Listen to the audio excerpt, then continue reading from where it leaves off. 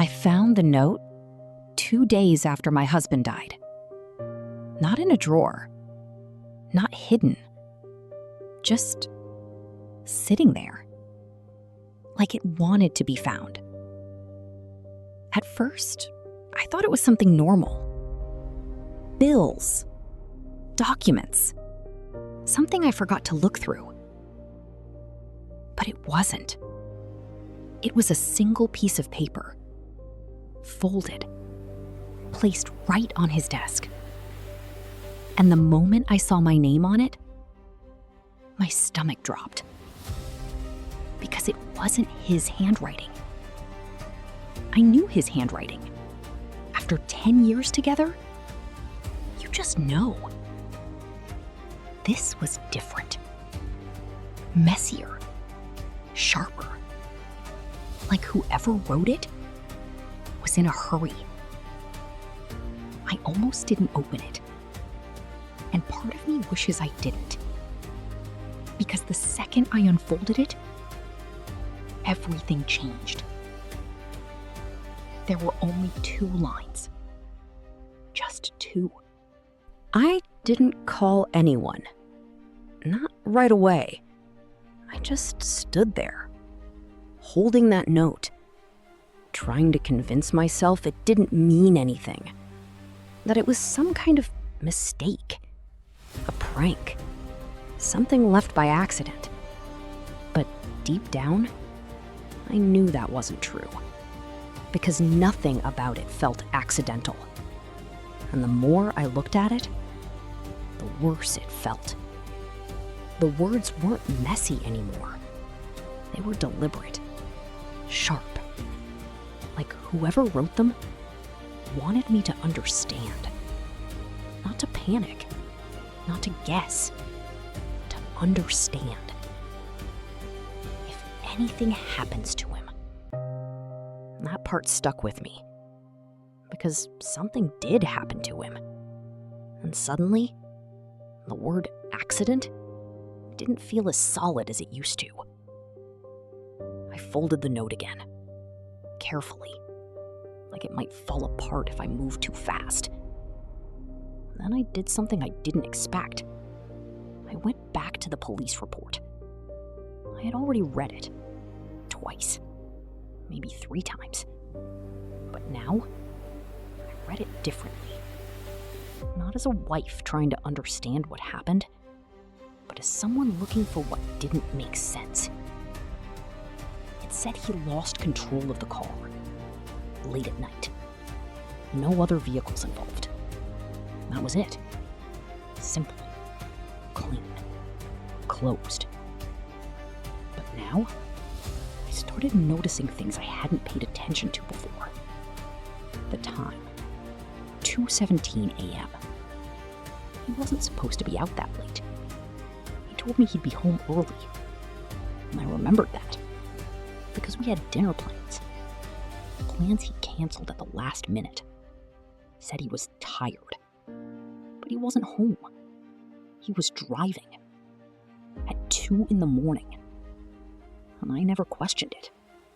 Because I trusted him. That word again. Trust. I kept reading, looking for something else. Anything. But the report didn't change.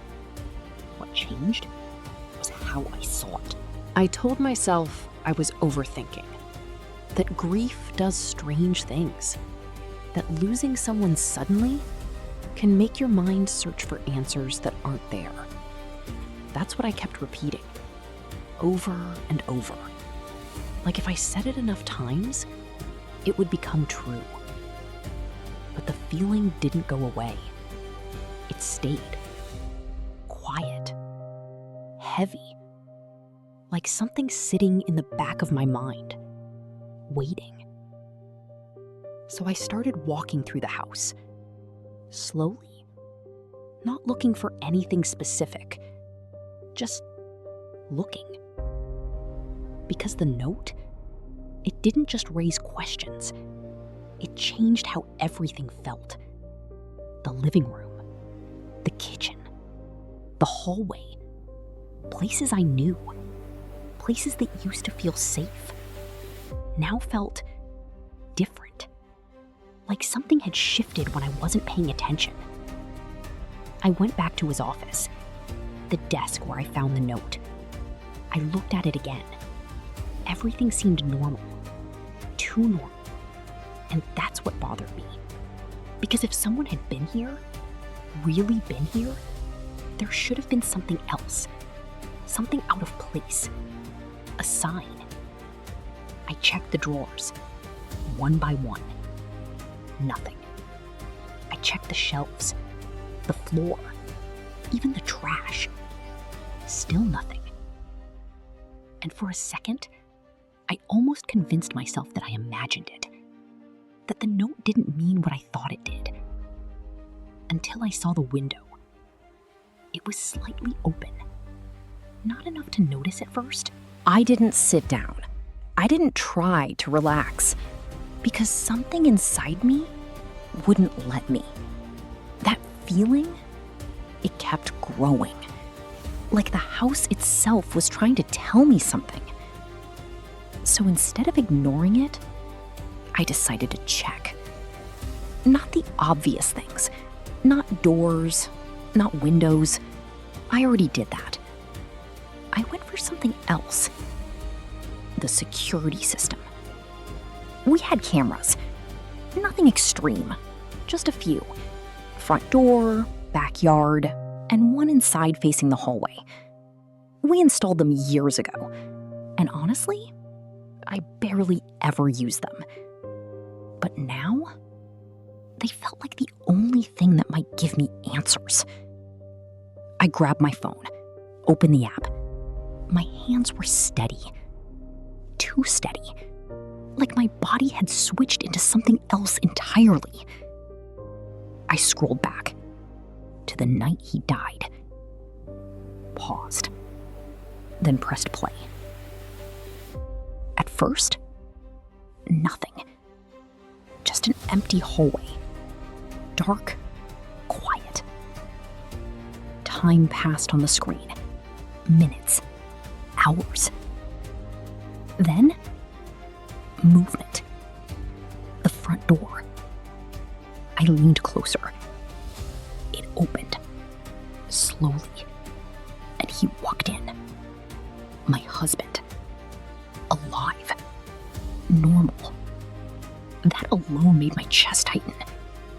Because seeing him like that, knowing what happens later, felt wrong.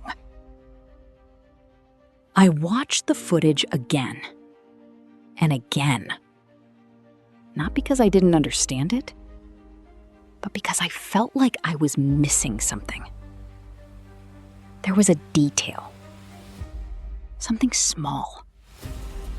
Something I couldn't explain. So I slowed it down. Frame by frame.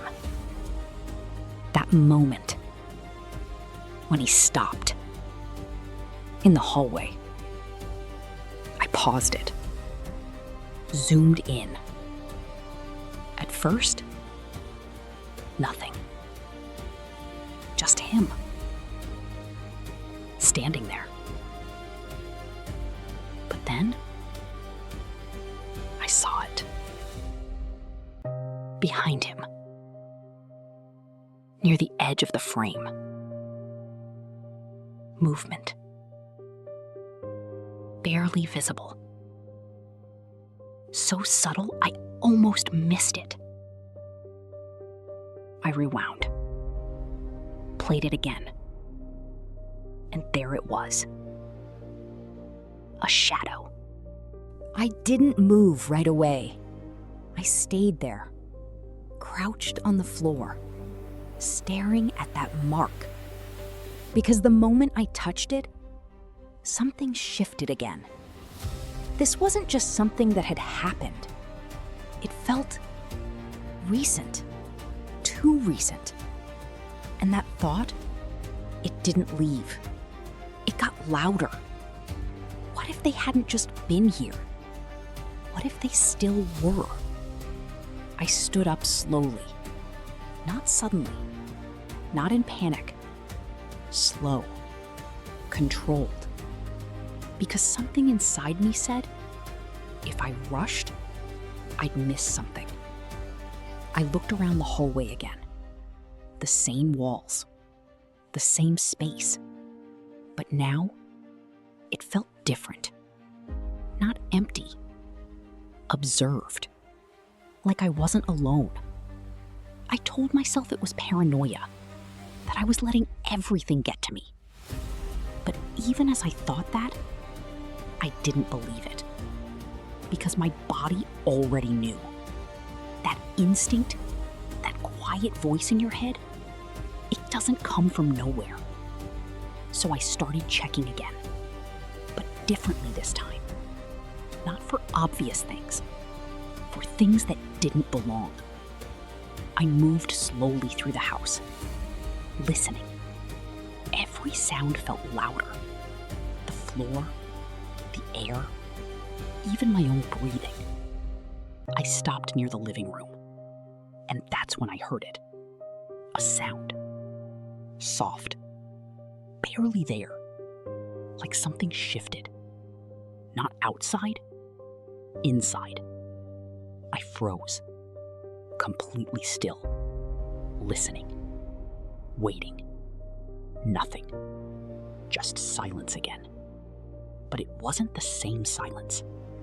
Because now, I knew I heard something. And I couldn't. I stood there, watching the curtain, waiting for it to move again. But it didn't. Everything went still. So still. It almost felt normal again. Almost. I stepped closer. Slowly. Reached out and touched the fabric.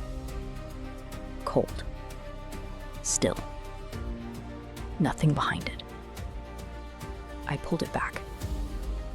The window. Closed. Locked. No one there. And yet, I knew what I saw. I knew what I felt. And I knew I wasn't imagining it.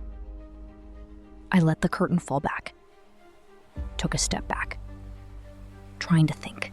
I didn't respond, even though every instinct told me to. To ask who it was, to demand answers, to understand what was happening. But something held me back. Because if they were watching, if they knew what I saw, then anything I said would give them more. So I stayed quiet and waited. My phone was still in my hand. The screen still lit up with those messages.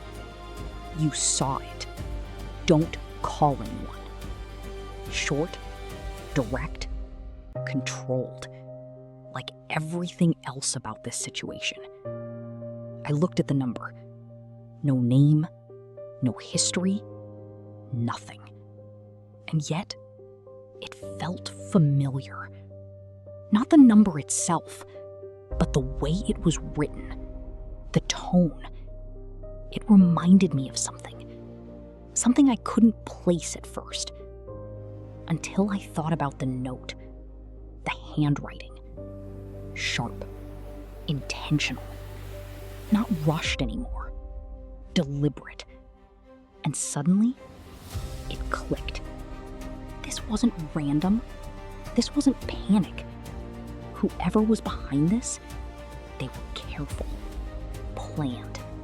And they had been for a while. I opened the camera app again, went back to the footage, replayed that moment. Him standing there, looking at the camera. I paused it again, zoomed in closer this time. Not on him, behind him. That shadow. And this time, I noticed something else. It wasn't just movement. It had shape. A person, standing just out of view. Close enough to be in the house, but careful enough not to be seen. And then, another realization hit me. He didn't react because he already knew they were there. They weren't hiding from him. They were there for him. My stomach dropped because that changed everything. This wasn't someone breaking in. I didn't want to go back in there. Not after everything. Not after what I had already seen. But I knew I had to. Because whoever was texting me, they weren't guessing. They knew. And that meant there was something in that room I hadn't found. I walked toward the office. Slow. Careful. Every step felt heavier. Like I was getting closer to something I wouldn't be able to ignore anymore. I stopped at the door. My hand rested on the handle. For a moment, I didn't move. Because part of me still hoped this would all make sense. That there would be a simple explanation. But deep down, I knew better. I opened the door. The room looked the same.